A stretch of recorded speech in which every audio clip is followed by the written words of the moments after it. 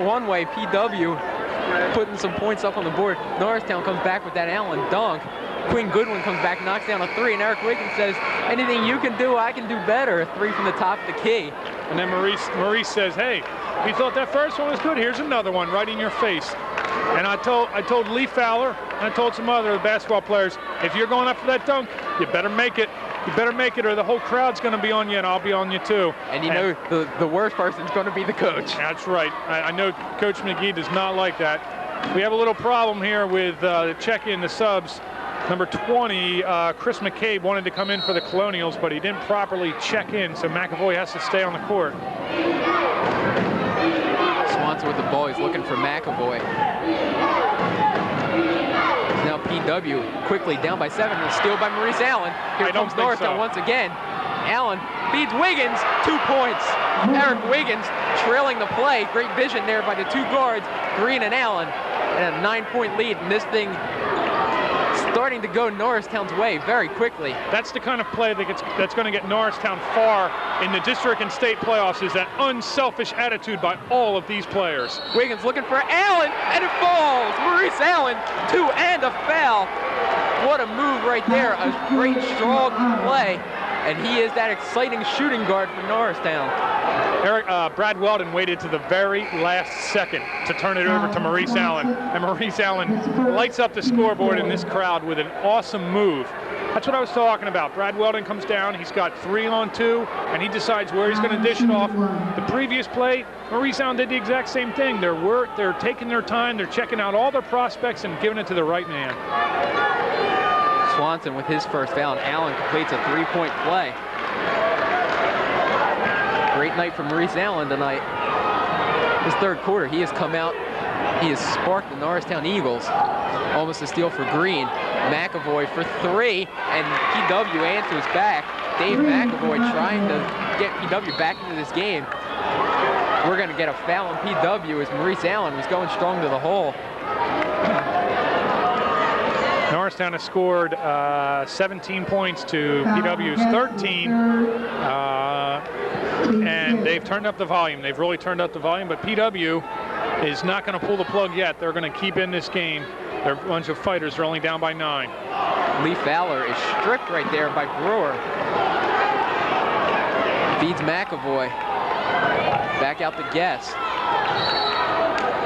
That's a frustration foul there. Lee Fowler got tripped up down at the other end, and he comes back and he fouls Darnell Brewer.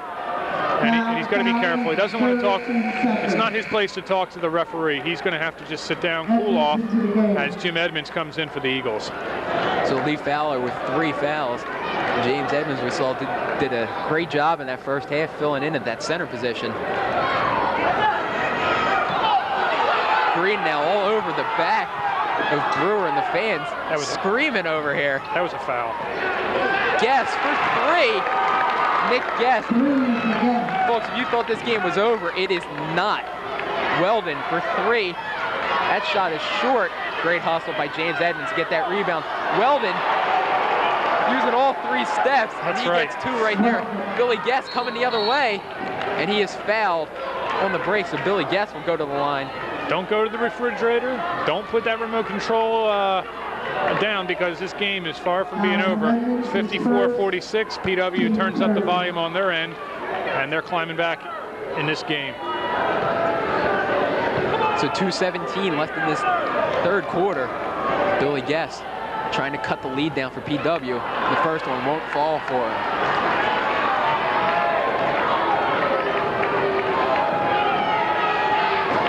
One of 2 for him. 7-point lead right now. Pretty good sized crowd here tonight, Greg. We have the stands right across from us behind the PW bench are jam-packed. Edmonds for 2. The stands behind Norristown's bench could use a couple more, but behind us we got a decent crowd behind our table, and the PW side is also packed. Not too far down the road, right down Germantown Pike, sits Plymouth Whitemarsh. They get a hold by Marcus Green. And hey, great food and great basketball as that concession stand doing a lot of business tonight. That's right. It's the bird cage, and it's put on by the N Club and the Girls Athletic Booster Club. We also want to thank our great production staff tonight, Mr. Tony Coya, Director of Communications here at Norristown, as well as Sam Galbraith, and our cameraman. I know Garrett Hickman was up there before. I'm not sure who else is up there. You're going to have to check for me there, Greg. It's tough to see up there with all the fans. Wiggins for three. Won't go. Touch pass to Guess. Feeds underneath the Nick Guess. Up and good, and a foul. PW answers right back. Nick Guess, a nice strong move, and he'll go to the line to complete a three-point play. Foul on Edmonds, his second, team fifth.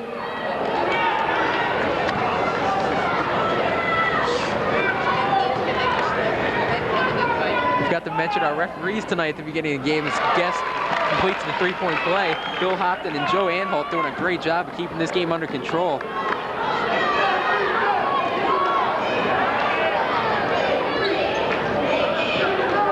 Close to a minute remaining in this third quarter. Wiggins to Allen. Great movement off the ball from Norristown. Green, strong, tries to feed Edmonds. Edmonds just can't handle cleanly. Wiggins thought about the spin move. Underneath to Weldon. He goes up, we're gonna get a jump ball. Possession arrow going to PW. They have a chance to get within 3 or 4 points here. It'd be big for them going into this fourth quarter. 56-50, Eagles in the lead as we have a substitution. That was number 20 sitting down, Chris McCabe. And I believe that's number 12. No, I'm sorry. I can't read my own numbers. It's 32.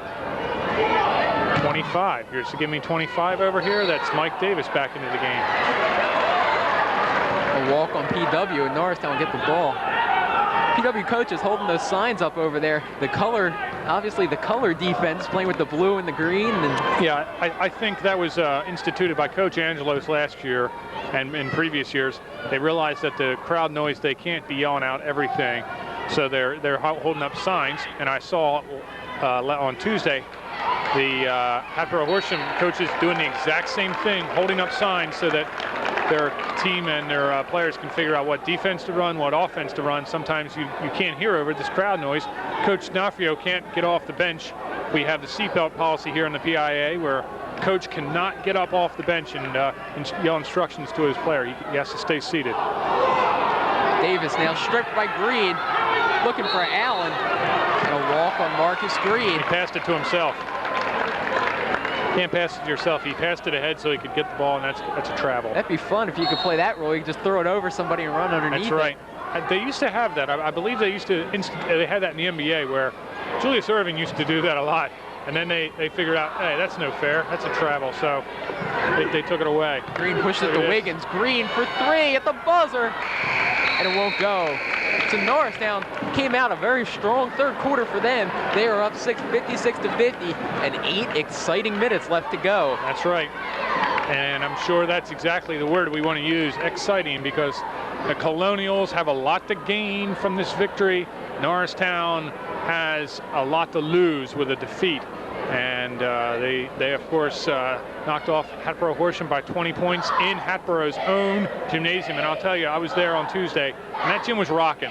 They were really hyped up, really excited, coming off quite a successful season. Their program alone, which is about 50 or 60 pages, built Hatboro Horsham up to be one of the premier schools in Pennsylvania. And Coach Ostrowski has to be happy with his Hatter squad because they did play a good game, but Norristown was just a little too strong. I was thinking about something, at halftime. You look at this capacity crowd and you look at everybody screaming and yelling, and you have the support of the whole town. Could you imagine how it must feel to be out on that court and be one of those 10 people out there playing in front of such a crowd that is so excited and so into this game? That's right. For that 1 minute in there, the place was just going nuts. Your blood must be pumping, your heart must be going at 1,000 beats a minute, and it's a wonder that these guys can even stay under control to get a shot off. And Marcus Green is just one of those players that he has a coolness about him. He can get plays done and shots done under extreme pressure as Eric Wiggins tips it back in for another 2 points. many is that for Wiggins? I'm off the board here. I have 19, I believe. I'd have to agree with you there, I think. A little bit of quick math, 19 points for Eric Wiggins. Underneath for Guess. Up and down for him. Jump ball. It'll belong to Norristown. It didn't look like that jump ball.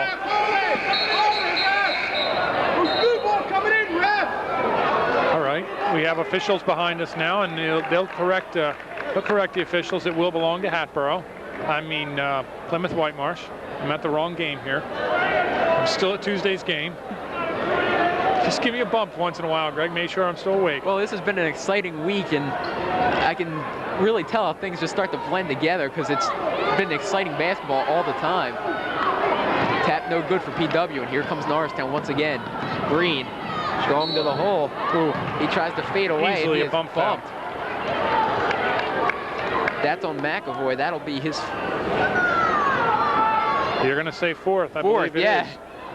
I think I blended two of my lines together and I couldn't tell. It's going to be his third foul. But nonetheless, McAvoy and Green have been dueling it out all game. McAvoy stands 5'9", Marcus Green 5'9", so they're looking eye to eye on each other. And they're definitely both very quick. I think Marcus Green might have the advantage, and McAvoy is trying his best to keep up with him.